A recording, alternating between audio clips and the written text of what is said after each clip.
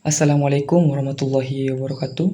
Saya Ahmad Syukron Hakim. Di sini saya akan menjelaskan materi mengenai strategi penguatan loyalitas pelanggan melalui integrasi ekuitas merek dan kualitas layanan. Nah, di era persaingan bisnis yang semakin ketat, perusahaan tidak lagi hanya mengandalkan kualitas produk. Saat ini, pengalaman pelanggan menjadi faktor utama dalam memenangkan pasar. Hal ini karena mempertahankan pelanggan jauh lebih murah dibandingkan mencari pelanggan baru. Oleh karena itu, loyalitas pelanggan menjadi aset yang sangat penting bagi keberlangsungan bisnis. Loyalitas pelanggan sendiri tidak muncul begitu saja, tetapi dipengaruhi oleh dua faktor utama, yaitu ekuitas merek dan kualitas layanan. Ekuitas merek merupakan nilai tambah yang dimiliki sebuah merek, yang mempengaruhi cara konsumen berpikir, merasa, dan bertindak terhadap produk atau jasa tersebut.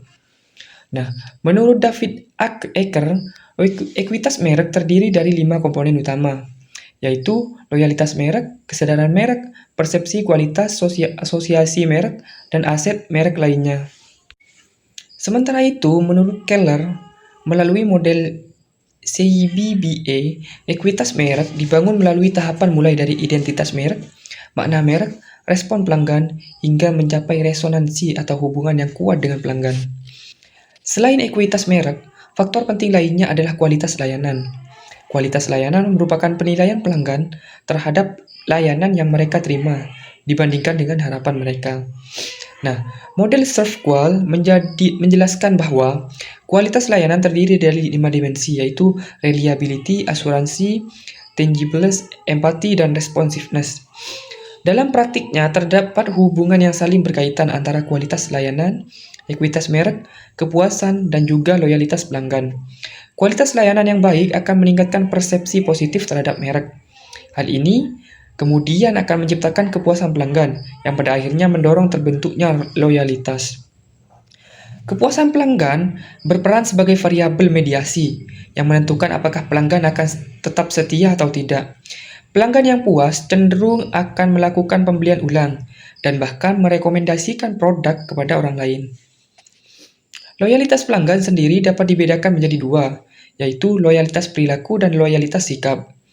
Loyalitas perilaku terlihat dari pembelian ulang, sedangkan loyalitas sikap berkaitan dengan ikatan emosional pelanggan terhadap merek. Beberapa contoh nyata dapat dilihat pada berbagai industri. Misalnya, pada produk kosmetik, kualitas layanan dan kekuatan merek terbukti meningkatkan kepuasan dan loyalitas pelanggan. Pada layanan seperti Gojek, interaksi langsung dengan pelanggan menjadi faktor penting dalam membentuk persepsi dan loyalitas.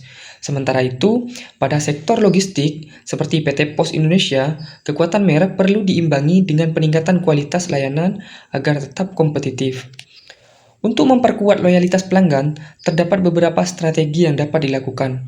Pertama, yaitu meningkatkan customer experience dengan mendengarkan kebutuhan pelanggan dan memberikan layanan yang personal.